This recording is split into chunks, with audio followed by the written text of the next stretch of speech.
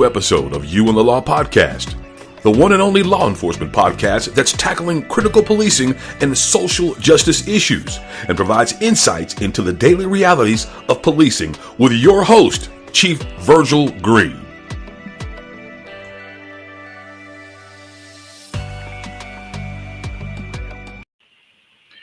Hey, I want to welcome everybody to You and the Law Podcast, the podcast where we dive into real conversations about leadership, community, and the human side of law enforcement and public safety. I'm your host, Chief Virgil Green, and today we're talking about something every first responder faces, but too few talk about: recognizing the early warning signs of trauma behind the badge, the turnout gear, or the medic uniform. There is a human being who carries the weight of what they see every day. And sometimes that weight starts to show in ways we don't even notice. So today, joining me is someone who has dedicated his career to helping first responders protect their mental health and wellness. And I've got on my guest, Captain Dan Willis, who's a retired police captain and author of the book, Bulletproof Spirit, the first responder's essential resource for protecting and healing the mind and heart. So let me bring on my guest, Captain Willis. Hey, Virgil, how are you? Good, sir. How are you doing? Good. Thank you for the chance to come on. Yes, sir. And thank you for coming on You and the Law Podcast and talking about this book that you have out, is Bulletproof Spirit. It's the third edition. And so tell our listeners about Captain Dan Willis, your career, and what has inspired you to write several books, and all of these books are about first responders. Sure. Well, Virgil, I put myself through the police academy back in 1985 when I was 21 years old.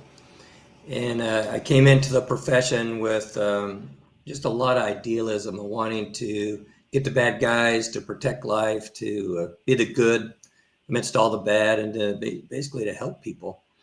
And I mean, it was so young. And I served for 30 years. Most of my career before I started promoting was in investigations, doing crimes of violence, sexual assaults, child molest, homicide. I was a SWAT commander for several years. Taught at the police academy, interview and interrogation for a dozen years, and I was our wellness unit coordinator and peer support team leader for many, many years. And in 2010, my agency sent me to the FBI National Academy in Quantico, Virginia. And that, for those that don't know, that's a 10-week course for senior police management, just not from all over the country, but from all over the world. Yeah. And one of the classes there I took was on emotional survival and resilience issues. And that I really started taking a hard look over my career. I was a lieutenant at that time, how I suffered, struggled because of the job, because of what I experienced on the job. So many of my colleagues, suicides, post-traumatic stress, people that had to leave the profession, depression, anxiety, sleep disorders. It just goes on and on and on. And I just came out of the FBI National Academy with this passion to wanting to make a difference, to bring something back to my agency. And that was the genesis for Bulletproof Spirit. I became very, very involved in the wellness unit and peer support, and creating just all kinds of creative initiatives to try as an agency to take better care of our people, to develop mechanisms of support from recruitment all the way to retirement and beyond. Okay. So, Captain Willis, one of the things that I've noticed throughout my career is that this isn't something that's often talked about, especially in the academy. You don't see a lot of agencies that have a peer support for their departments, or even in the fire department. And so, is this something that the agency that you retired from, was this something that they had back then? Or because across the country, you just, like I said, some agencies have just started putting in peer support, in the last probably 5 years or maybe the last 10 Right. years. So what's been your, can you speak on that and just how important from where you're at, how important that is? Sure, absolutely. I served at the La Mesa Police Department, which is a suburb of San Diego. Hmm. And our agency was the first agency in San Diego County out of the 18 police agencies to have a peer support team. And that was back in 1995. So Oh, we've had a lot of experience, 30 years now. So we made a lot of mistakes over the years. We've tried all kinds of different things. And after so much time, we've kind of learned more of what tends to be more helpful and what doesn't. Uh, hmm. One of the new chapters in the third edition of Bulletproof is all about organizational wellness, which is really a compilation of wellness initiatives and ways to improve and enhance or even create, if you don't have one, a peer support team. Hmm. But peer support is saving lives every day. It's absolutely essential because there's research that shows that first responders are far more likely to go to a peer than to go to a professional Yeah. in their distress. So if an agency doesn't have something available, something that's trusted, that's confidential, that's used, that's proactive in their development of resources and training, where are people going to go? Yeah. Or they're going to go home, drink alone. They're going to do who knows what else. So it's absolutely essential to have a proactive, highly functioning, effective, highly engaged peer support team. Yeah. Yeah. You're absolutely right, Captain. One of the things, we've, depending on where you're at across the country, I know out on the East Coast, departments like Boston, New York, um, you've heard of the choir boys where officers would get off duty and they go to a bar and they drink and, you know, nothing good really came out of that. And there was, you know, we've seen a high divorce rate amongst first responders, especially, within police officers. We've seen a high number of domestic violence. Um, but, probably 20 years ago, maybe 30 years ago, this probably wasn't something that a lot of people really thought about because it was just the times that we were in. Um, since your agency sounded like it was very proactive, and you said 1995. Yes. Yeah. And so, here we are in 2025, and you just, there are some agencies that are just now uh, putting peer supports programs into their departments. Have you, what's your experience of dealing with agencies that have been kind of reluctant to do that? And can you speak on what are some of the things that they may have faced with that was that kind of they were moving real slow to implement some of those things? Well, I think one of the main issues is maybe you'll have a chief or a sheriff commander who says, okay, we're going to start doing this. We have this peer support program. We have this Yeah. wellness program. And it just kind of fizzles out because there's no follow-up. There's no Yeah. engagement by command staff. Um, what really needs to happen is to think of it as not a program, because cops here programs come and go. We'll Yeah. get a new chief, we'll get another program, we'll get rid of the Yeah. old one, right? Yeah. But culture doesn't. It does. Philosophies don't. They can Hmm. grow, they can evolve, they can improve, but a culture is inherent in what we do and how we do our work and how we respond to the traumas and the distress of the profession. So it's not just something that shows up and that's it. It's something that's constantly evolving. There's got to be a consistent message from the chief or sheriff all the way down that, hey, it's okay to not be okay. Right? It's okay to be distressed by what you see from this job.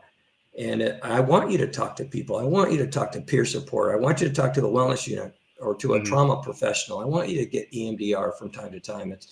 It's you cannot get through this career without needing some help.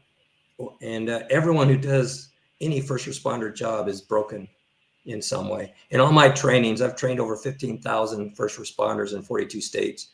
I always start out, hey, raise your hand if you're the same person you were when you got hired. I never have a hand go up, right? We all recognize we're different because of our chosen, beloved profession. The good news is there's all kinds of proactive things and strategies we can practice daily. So that change does not become crippling. Like we can manage the stress load and we can love this career throughout its entirety and get the most out of it. Yeah, you're absolutely right. Captain Willis, one of the things is the culture of policing. Everybody is kind of reserved. As you just mentioned, you got a chief who says, hey, we want to do this. And then let's say that chief leaves and somebody else comes in and says, oh, we're not going to do that. It definitely starts at the top of the leadership to really be an advocate or a cheerleader for that. And like you just mentioned, it's not just a program, but it's something that is definitely going to be there when you need it. The agency that I was at in Minnesota didn't have a wellness piece when I took over the department in 2022, and I know you've heard of Cardico, the app. Oh yeah.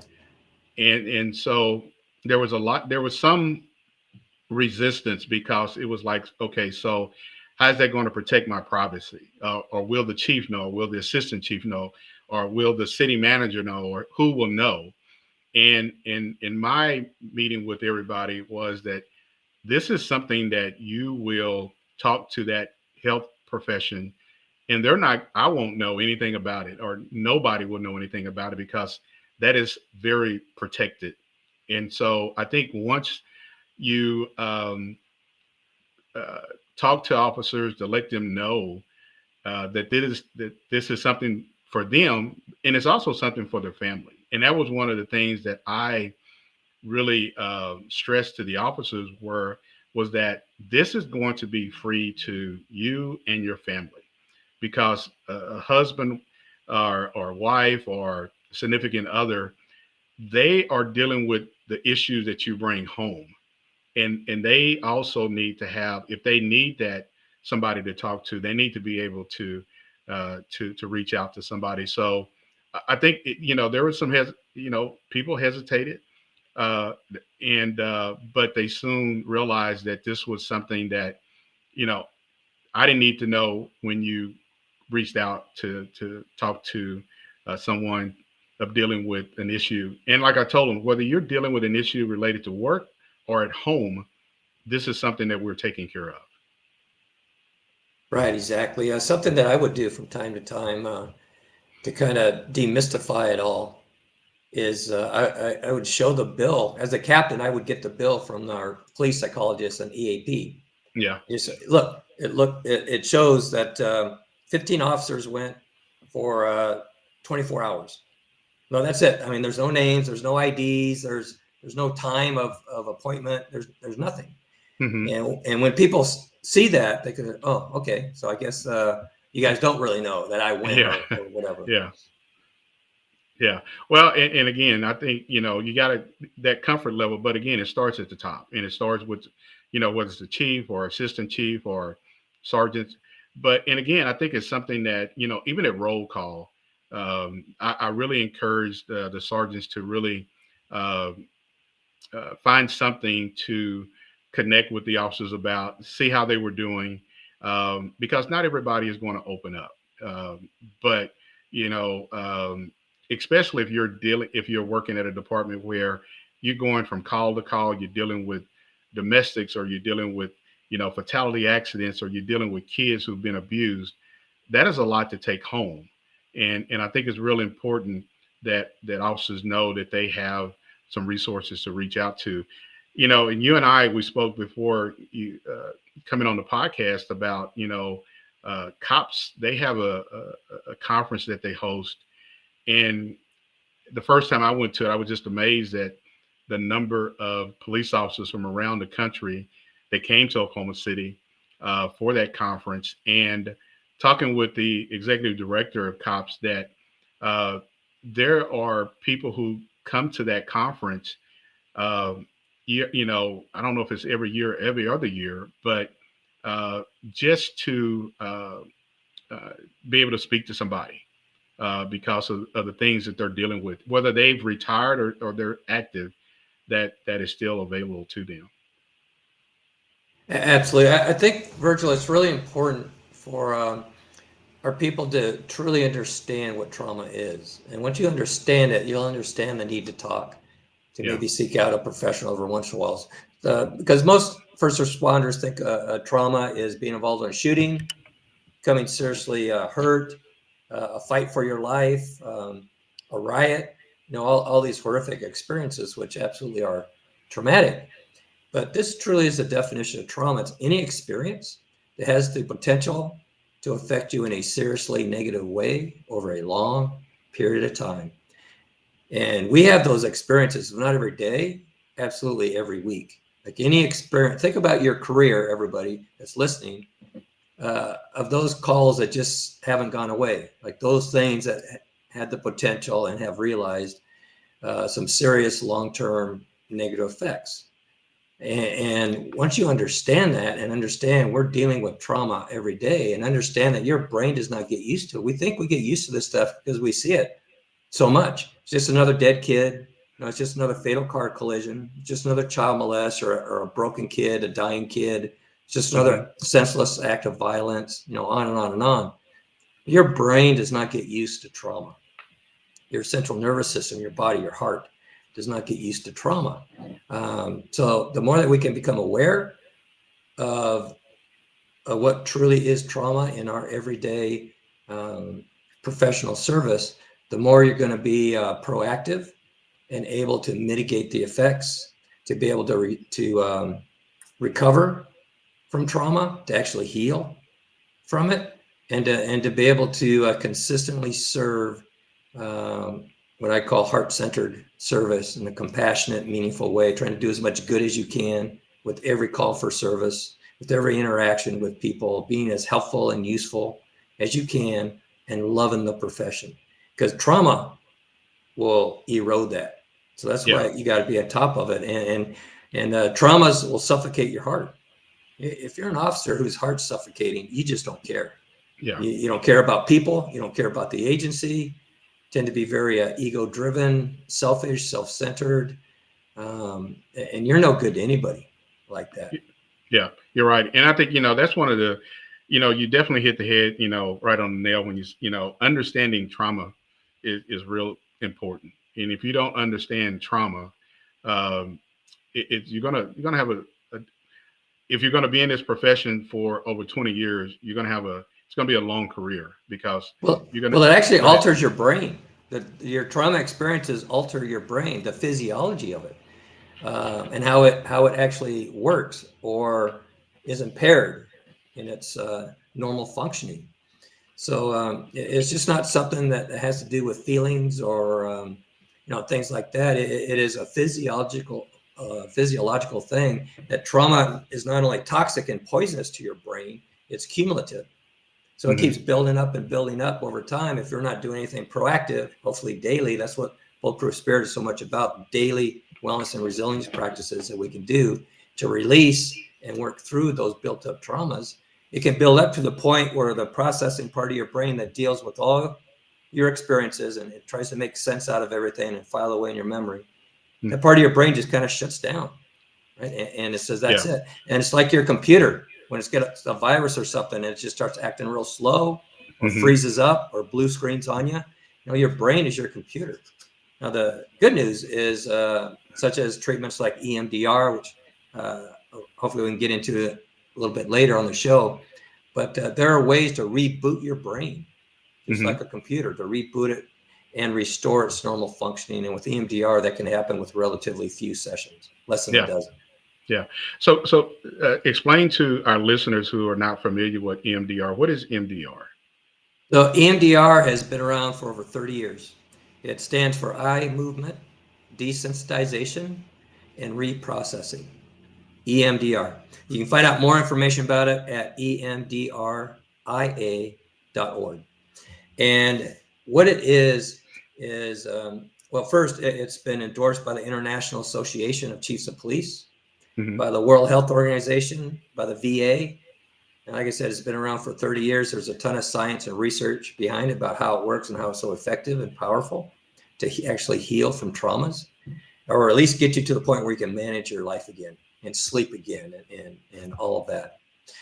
So what it is, it's a concentrated way in relatively few sessions. I've had it done, and it only took me 2 sessions to let go of an issue that bothered me off and on for 25 years. And I hear stories like that all the time. I only had to go 4 or 5 times. I only had to go 7 or 8 times. It's not talk therapy. It's not, you're not going to be going and talking to a trauma professional every week for 3 years talking about your problems. That's not it. Within a few sessions, you're going to know, and hopefully more likely than not, you're going to know that it's helping. And that, I want to keep doing this and do it a little bit more to get the benefit out of it. But it's a way for the trauma professional to reboot your brain and have it disassociate itself from all the dark thoughts and the troubling dark emotions that had entangled themselves in that memory. And what you have left is just the memory. And that memory won't bother you. It's like all your other memories that you can think about that don't bother you. So it's a way to, like I say, disassociate, reboot your brain, and restore its optimal functions. Hey, Captain Willis, I want to remind those just now tuning into You and the Law podcast that tonight's guest is Captain Dan Willis, retired out of La Mesa Police Department. Yes. Is that correct? California. Out of the San Diego area. And he is the author of an amazing book. And if you don't have this book, you definitely need to go and find this book.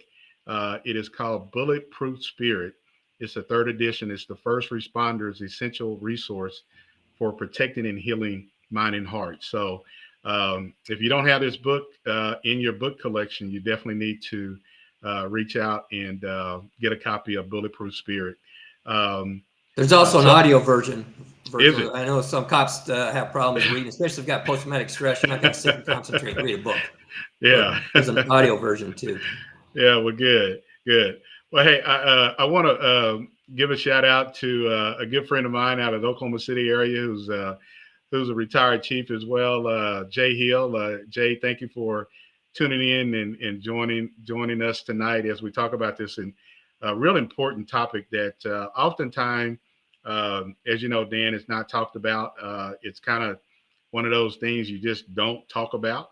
And I think over the last couple of years, I've definitely seen a shift in that where more people are talking about it. And so, Jay, you got a comment said, I just wanted to chime in and support the mission. Again, thanks, Jay. And so one of the things I want to ask you, Dan, is about the cost of ignoring these signs. There definitely has to be some kind of cost associated with ignoring these signs. Can you speak on that? The cost is a deteriorating quality of life, because the effects of trauma don't just typically go away on their own. Like, we can't outlast trauma. You're not going to defeat it and force it out. If you face it, if you say something like to anybody, someone you trust, hey, something's going on inside I don't like. I might need some help. That's not that hard to say, because once we say that, now you're open, you're receptive to all the resources that are out there, such as EMDR and so many others that are so effective, proven effective, to help people recover and heal, which every single first responder needs. Like, you cannot get through this profession and not be changed and not be different. You're right. Again, and we see so many different traumatic incidents, and we've got and as you know, Captain Willis, there's a new generation that's coming into this profession.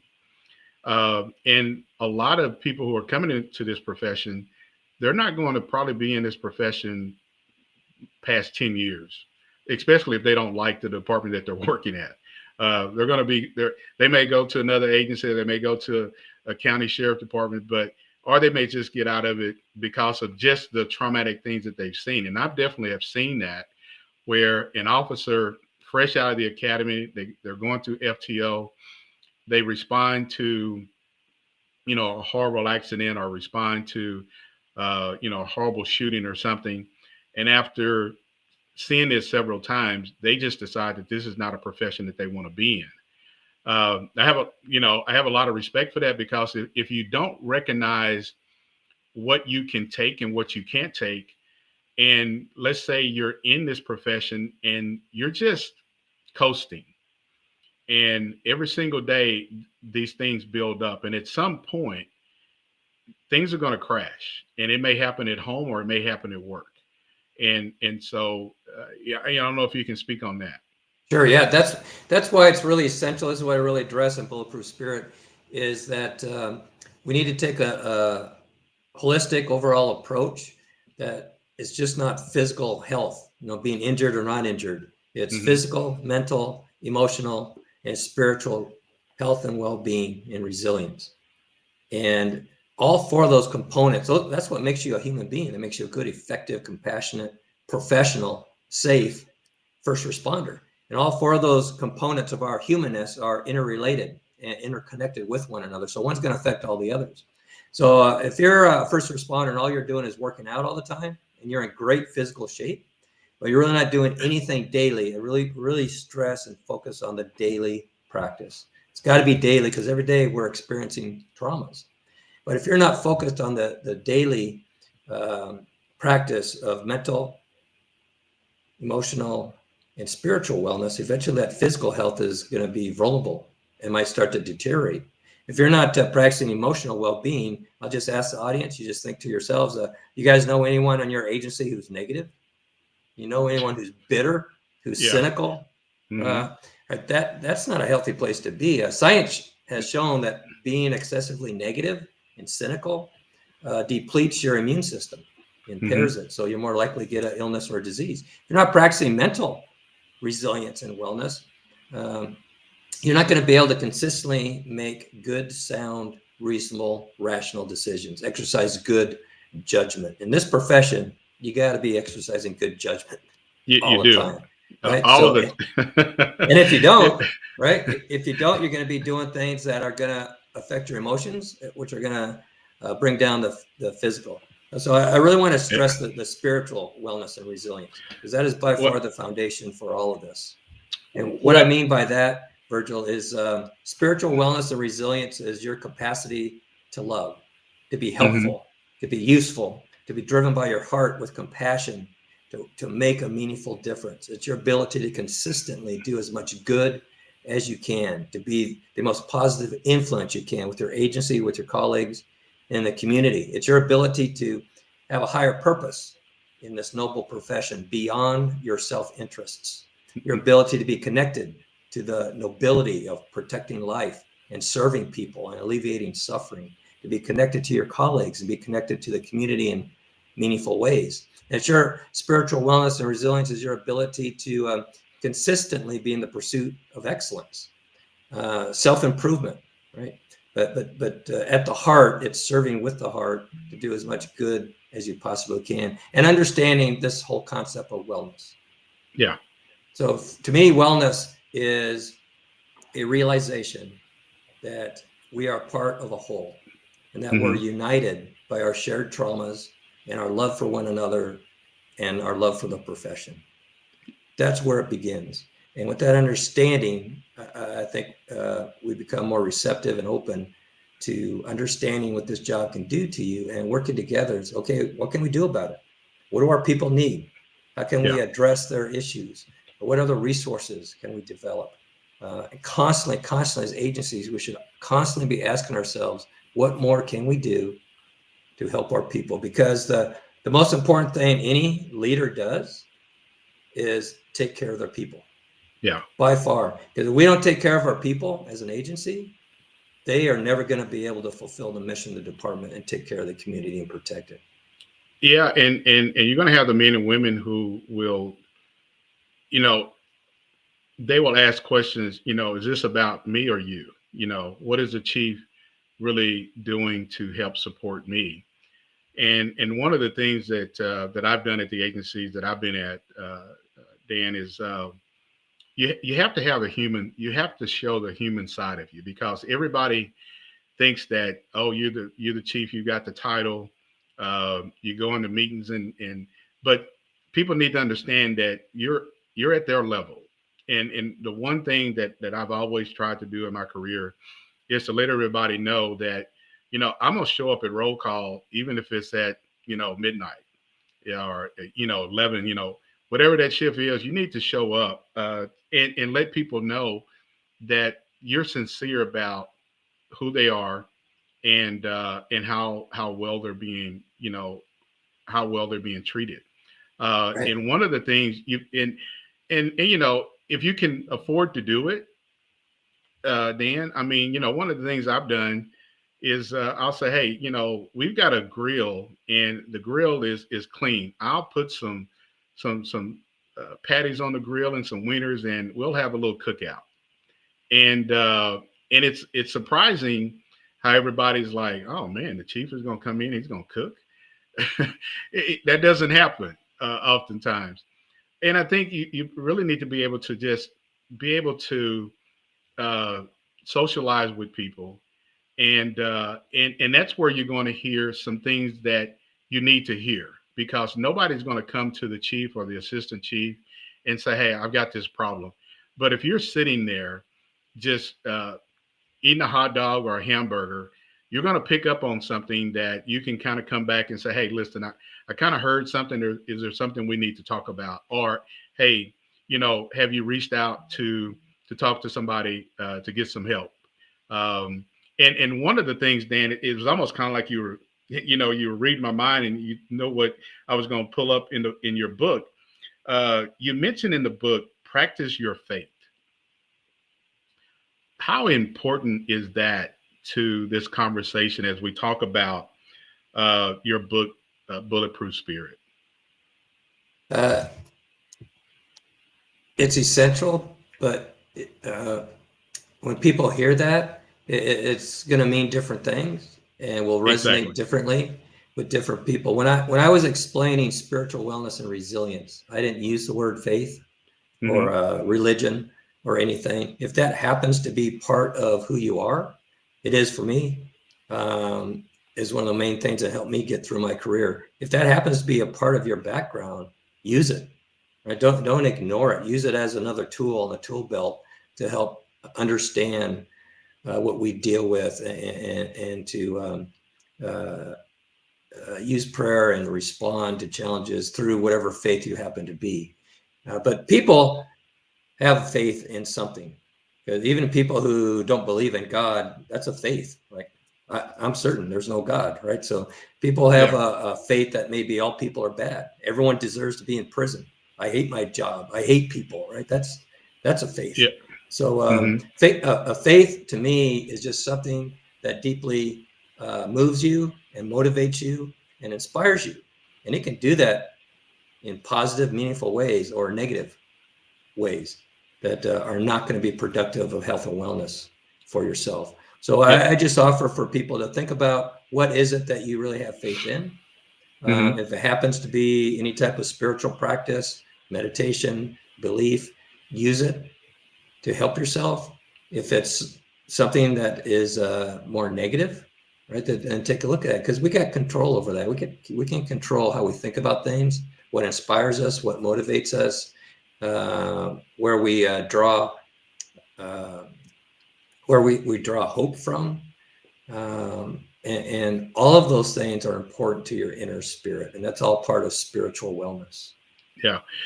One thing, Dan, that you touched on is, officers sometimes they can get caught up in the things that's going on that they can't really control, whether it's within the police department or within the city, whether they've got a gripe with the city manager or the mayor or whatever the politics is going on. That can erode at an officer's wellness, because you're spending so much time complaining about, well, they don't care about us, they haven't given us a raise, or I hate working here, or whatever it may be. And I've told officers that there are some things that's what the chief is to, that's what his role is to take care of that. because they can sit around and talk about it. It's not going to change anything. But what it's going to do is it's going to build up a certain level of anger and dislike. And that's just not good. I mean, there's just some things that you cannot control, but oftentimes I've seen where officers get a little bit too close to some of the politics, and that's not healthy. And so, yeah, go ahead. Well, for optimal mental health, Virgil, it is really, I'm glad you brought this up because it's really an essential aspect. So much of our stress, we have enough stress and trauma out dealing with radio calls and dealing with the public, right? Yeah. We don't need to put all this additional stress upon ourselves. And how do we do that? By trying to change things we can't change, by worrying about things that are never going to be different, that you have no influence over, that you can't control. When you try to control something, it's going to end up controlling you, right? We can't control a spouse. You can't control a kid. You can't control what the chief does. You can't control what retirement you're going to have. You can't control how you're treated by other people. Like all these things, you only got control over how you respond to things, how you treat people, how professional and compassionate and kind we are in our service, how helpful and useful. So I can only think of about 4 or 5 things that we have absolute control over. And when you feel yourself kind of stressed or maybe even depressed, worried about something, this is also a practice of mindfulness. Mindfulness, by the way, is one of the most effective ways to enhance daily mental resilience. But a practice of mindfulness is taking a moment when you're in that distressed state and just ask yourself, can I do anything about that right now, right in this moment? 99 times out of 100, your answer is going to be no. I mean, if it's yes, then good. You can go do something. Then you're actually being proactive and constructive.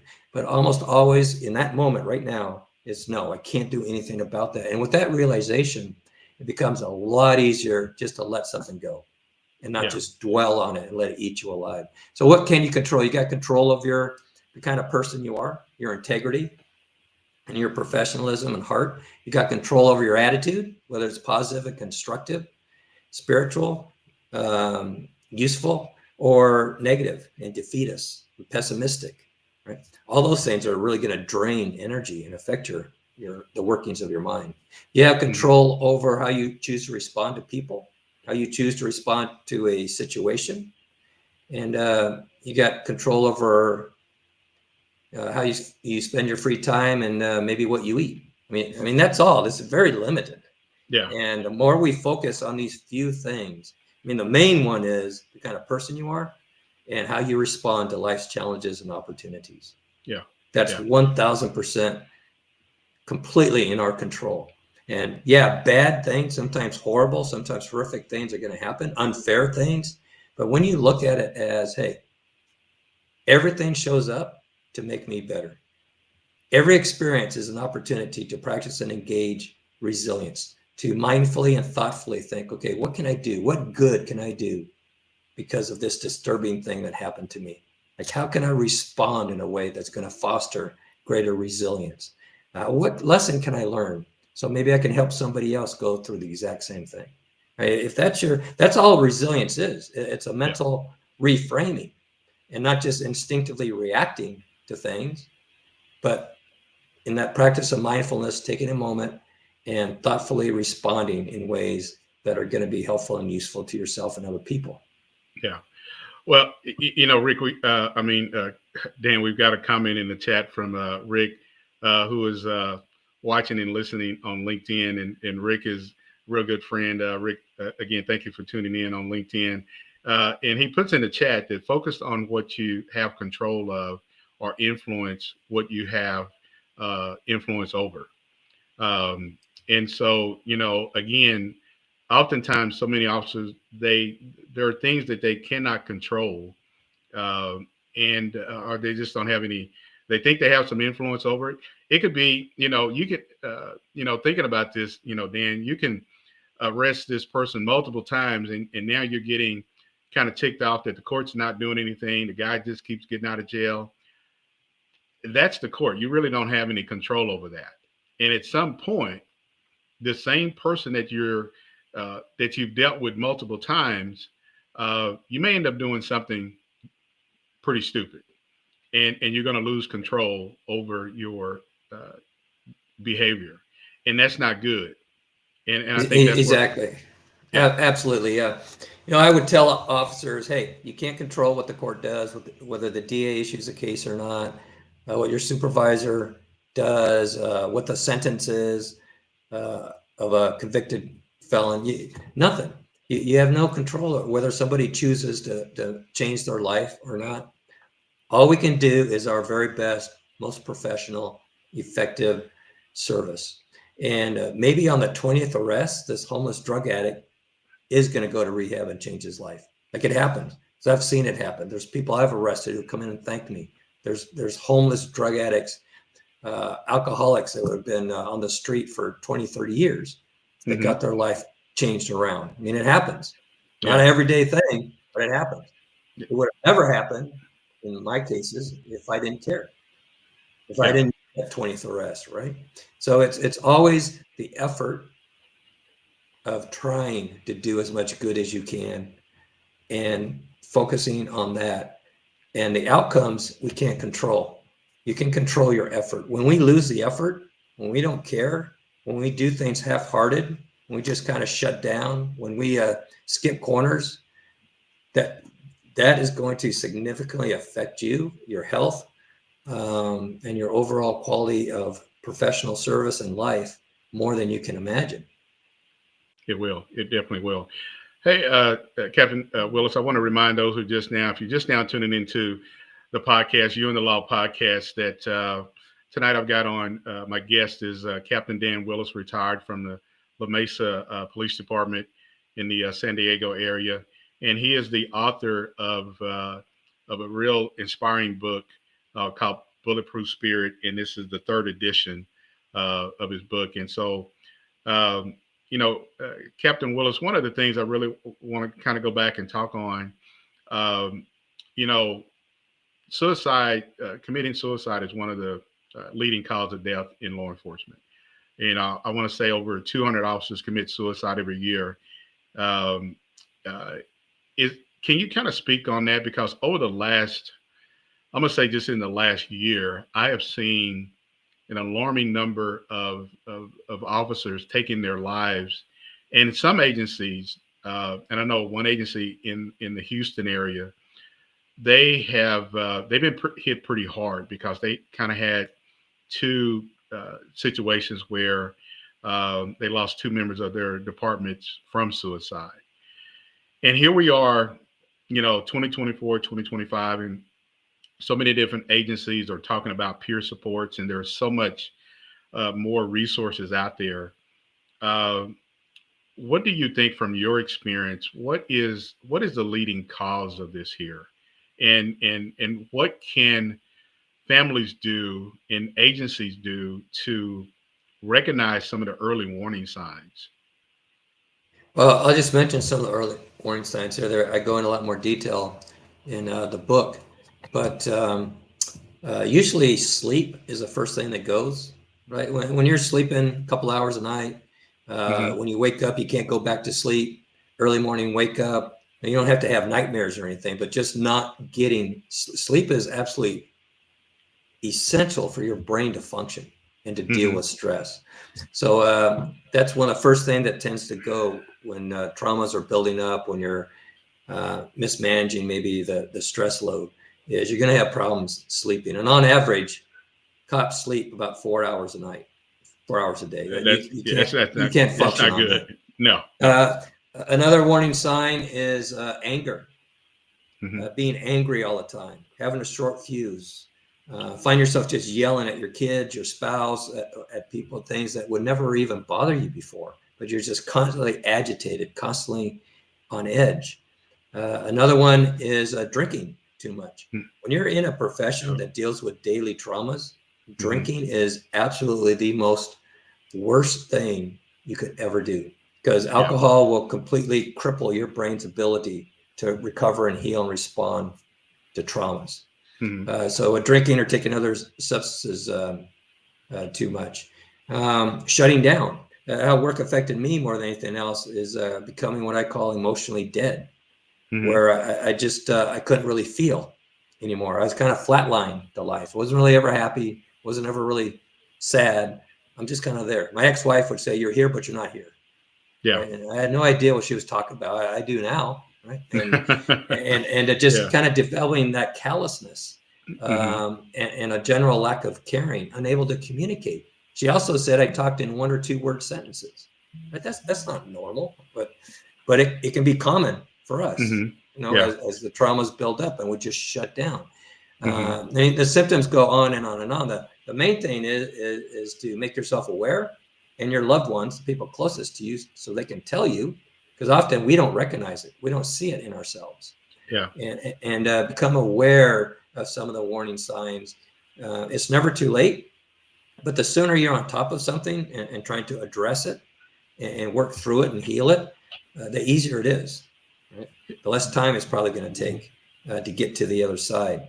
So self-awareness is absolutely critical for overall wellness and resilience in our profession. And suicide, you're talking about suicide, Virgil, it's the number 1 cause of death every single year. It's more than all the other causes of death combined.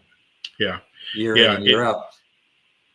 I was just going to mention those 180 or 200 or so officers that killed themselves last year. If they ever heard a conversation like this or read Bulletproof Spirit, I'm sure they would have thought what all your listeners are thinking right now. Hey, there's nothing that could ever happen that could make me take my own life. I have way too much to live for. And every single one of them did it. And that's the power trauma can have when it injures, when it shocks, hijacks your brain and turns you into someone your loved ones don't recognize anymore. Maybe somebody you don't recognize. So self-awareness is absolutely critical. Having a support, having somebody that you can trust and actually talk to, someone who will listen to you, that's not going to judge you, make you feel bad or wrong or weak because you're sharing a distressing experience, and to have an organization that actually supports you, that all the supervisors and managers see their primary role as being your primary care resource. That means being more concerned with how the job might be affecting you than how you did your job. Yeah. We start getting every sergeant, every supervisor, leader more concerned with how the job's affecting our people than how they just did their job. We're going to stop losing so many people to suicide. Yeah. Well, and again, I think it's something that, and I'm going to ask you this, this may be a whole nother podcast show topic. How can you, and we're talking about recognizing the signs, but oftentimes do you think if people are recognizing the signs that they're ignoring the signs, and then when something happens, they kind of go back and say, "Oh man, I wished I would have said something," because now it's too late. And I think that's, and again, it kind of goes to the culture that we're in. It's a culture that you don't want to, invade somebody's privacy, or you don't want to call somebody out on something. But I think if a sergeant sees something going on with an officer, or a lieutenant sees something going on with a sergeant, or a chief sees something going on with a member of the department, that's the time to really start having some conversations about, what's going on at home or what's going on within the agency, because people will, and all of a sudden people feel like they're isolated and they don't have a way out, and this is their way out. Right. That's one of the components of the spiritual wellness I was talking about, is being connected, right? Being connected to the agency, to the purpose, being connected to your brothers and sisters that you serve with. Because that's one of the big triggers, is feeling disconnected, and that nobody cares, nobody noticed. How could no one ever come up to me and say, "Hey, what's going on?" Right? Mm-hmm. So why not? Well, it's in that role of being a primary care resource, people And you don't have to be a supervisor for that, colleagues. Somebody had a pretty bad call. You go up and ask them, hey, are you okay? That was a pretty bad call, right? What are they going to say? Yeah, I'm fine, thanks. Yeah. And 99% of us just leave it at that. You can't, right? You got to right. pierce through the culture. So I always tell people, well, just grab their forearm and say, no, hey, wait, that was really bad. That bothered me. Are you sure you're okay? Yeah. Because when you ask it like that a second time, you're kind of giving them permission to say, yeah, you're right, boss. That was kind of screwed up. And then you can have a conversation. Yeah. Yeah, you're right. And one of the comments that's in the chat from Rick, he says one of the deadliest phrases in law enforcement is "I'm good" or "I'm living the dream." As your world is crumbling, and he puts that cop culture does not allow cops to be honest when struggling with emotional signs of weakness. That's absolutely true. And we change that one officer at a time. We change that one proactive, positive engagement with our people at a time, not just engaging them to check up on them or to discipline them or tell them what to do, but routinely have those positive engagements of connection. It's all about connection and reaching out to people. So you will notice, right? If you're not connected to your people, you're going to have no idea when they're not themselves. Right, when they're just kind of off a little bit. And with those positive daily engagements, you're not prying into people's lives. You're just being human, right? You're just relating to a brother or a sister you're serving with. You're just checking in on them. You're just making sure everyone's okay, right? You're just making sure no one needs a little extra help. And if they do, that's okay. We're here to make sure everyone gets to being whole again, so we can be our best for the people that need us. That's got to be the constant mindset and the effort from the chief all the way down. Yeah. Well, and Captain Willis, one of the things that has always bothered me is that, especially when you hear of an officer who's took their own life, what was going on? What was so traumatic that was their only way to escape whatever type of trauma that they were dealing with.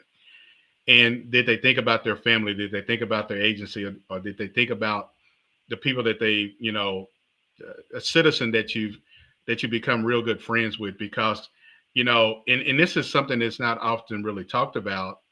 And this is something that happened in Minnesota not too long ago, a couple of weeks, about a little over a month ago, where an officer took his own life. He was a school resource officer. It sounded like he had a very good relationship with students and former students who could not believe that this officer took his life.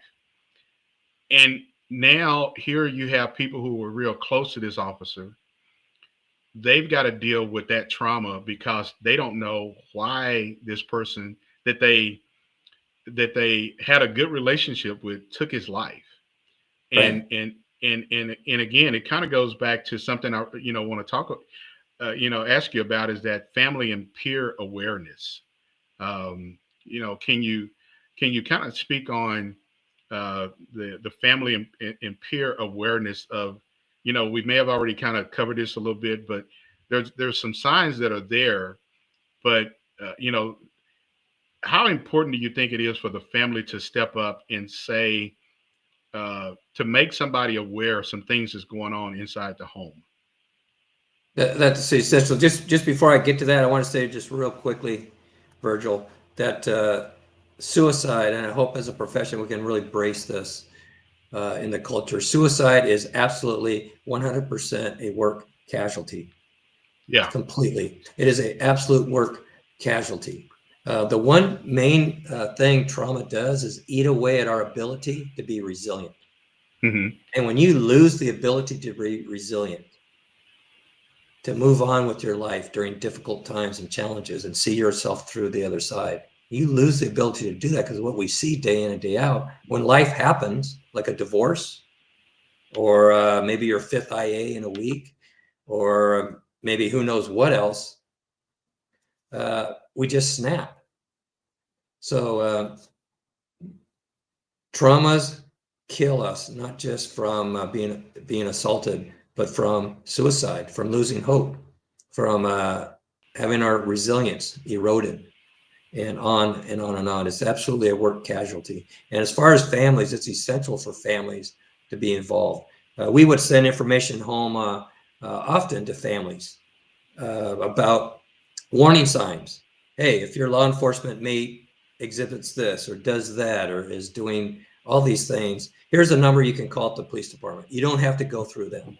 Here's our peer support. Here's our chaplain, right? Here's some other resources. Here's the police psychologist. Hey, you as a spouse gets X amount of free or reduced rates of professional care.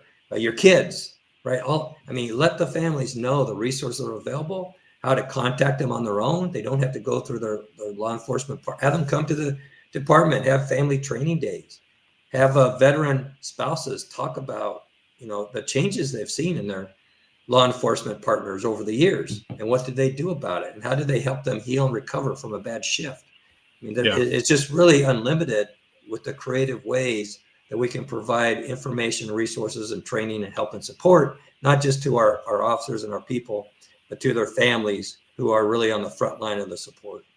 Yeah.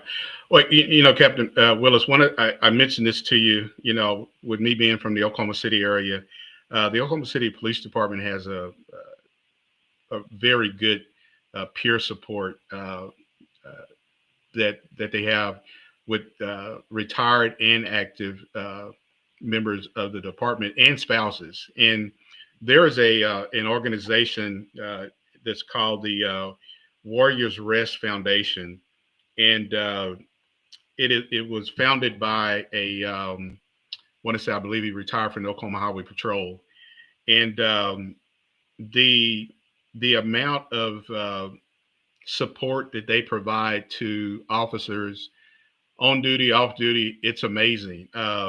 And even showing up at a critical incident, I remember, Dan, about maybe a little over a year ago in Oklahoma City, there was a father who Facebook Live took the life of his children and himself. And the officers responded to a neighbor was walking down the street and noticed this vehicle and noticed something coming out of the vehicle, and approached the vehicle and noticed a scene that people just shouldn't have witnessed.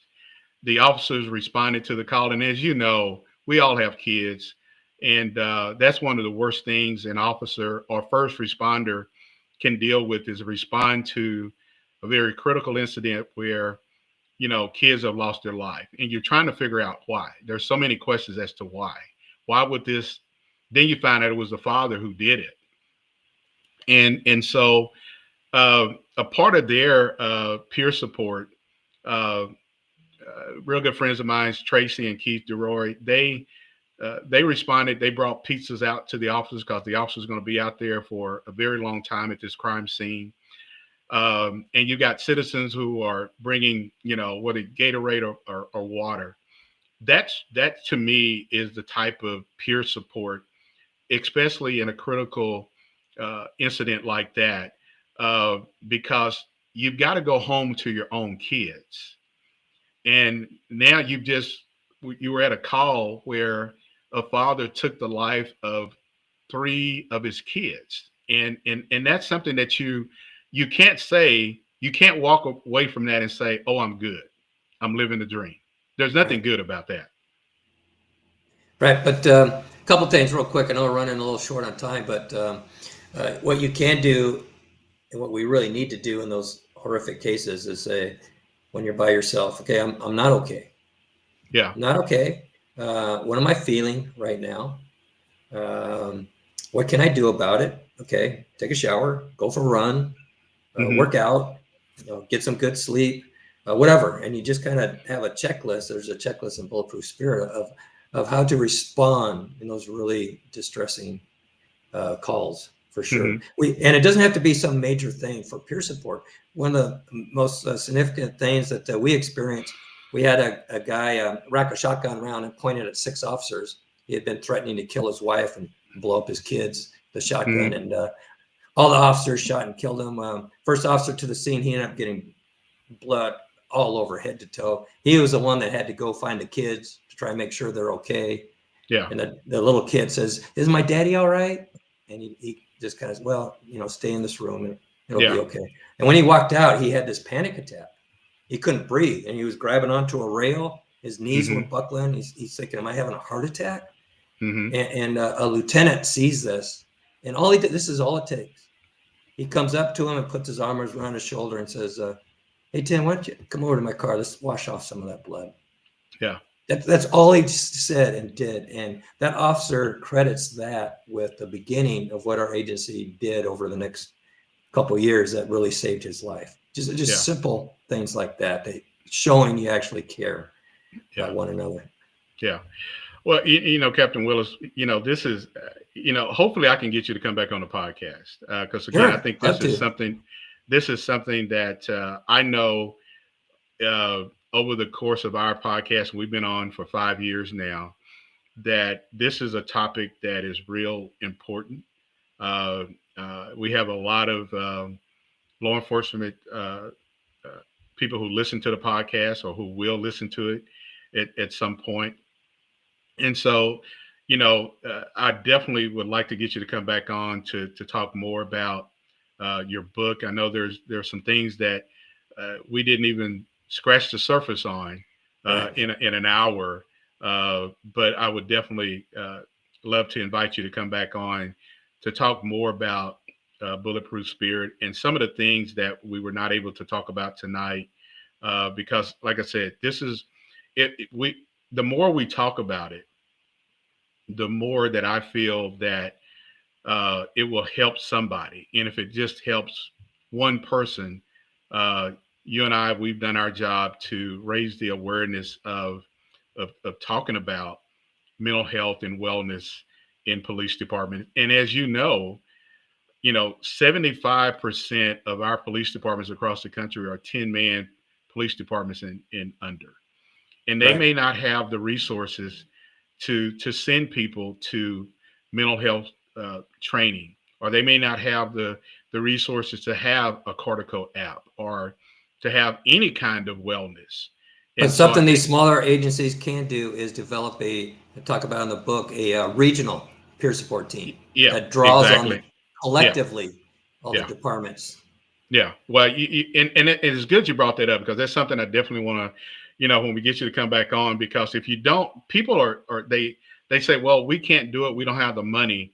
But when you bring in all the resources together, whether it's the county sheriff department, the police department, or even your EMS, your other first responders, or even a volunteer fire department, if you bring all these people in, because we're all responding to the same type of incidents. And so I think, again, it's real important. And as you just mentioned, if you can't do something locally, look at collectively doing it, collaborating with others to do it as a regional type of peer support. We're all united by our shared trauma. It doesn't matter what type of first responder you are. No, it doesn't matter. Even corrections, right? Corrections, all of that. Well, and and that's something else, Captain Willis, correction officers, they also have a high suicide rate. Yeah, because definitely. of what they're dealing with inside of the prison walls, because there's a lot of things that they have to deal with, and they don't oftentimes think of themselves as a first responder. And so this has been a great conversation. I'm glad that people that you're connected with reached out to me to tell me about you, to get you to invite you to come on the podcast. So I'm definitely going to be reaching out to you again, and we may have to do a couple of series on Bulletproof Spirit, and because, again, I think it's just something that we need to talk about more, and kind of break down those barriers to talk about wellness. Yeah, I'd love to come back, Virgil. If anyone's interested in the book or me coming out to your area for training, firstresponderwellness.com. Yeah, and again, let everybody know, where they can find the book at, and how they can get in contact with you. Right, that's all right at First Responder. First is spelled out FIRST, so firstresponderwellness.com. And that's where they can find the book? Absolutely. Okay. All right then. Well, Captain Willis, it's been a pleasure, sir.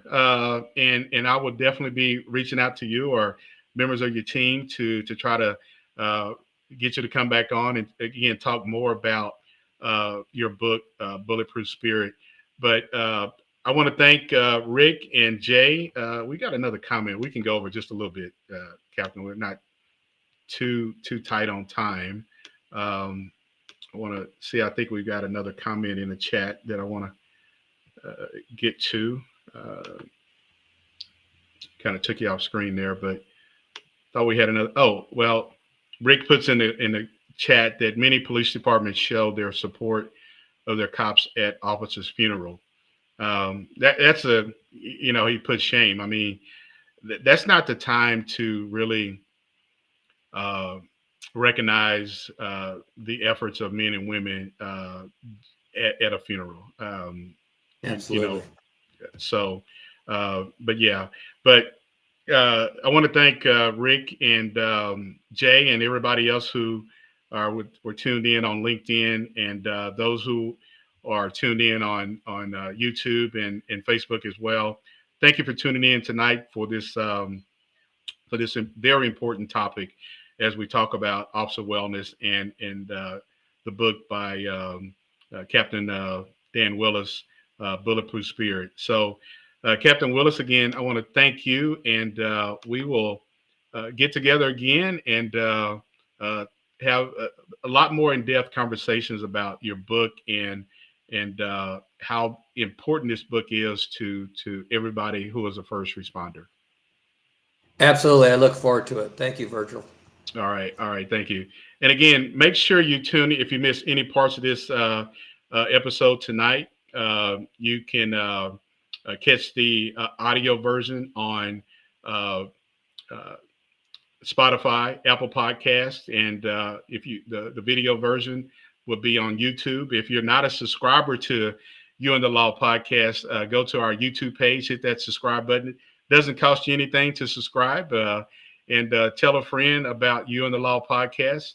And again, Captain, it's been a pleasure having you on, and everybody who tuned in tonight, thank you. And make sure now next week is Thanksgiving holiday, and I know everybody's going to be eating a lot of turkey and all the other trimmings. So we're going to be taking off next Thursday, but we're definitely going to be coming back on after the Thanksgiving holiday. But Captain Willis, to you and your family, wish you all a good Thanksgiving.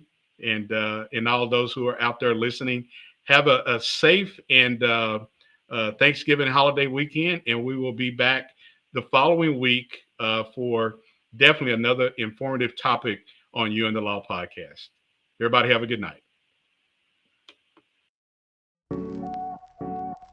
That's a wrap on this episode of You and the Law podcast. We've got more eye-opening conversations and hard-hitting insights coming your way, so make sure you subscribe on YouTube, follow us on Spotify and Apple Podcast, and stay ready because the next episode might just change the way you see law enforcement forever.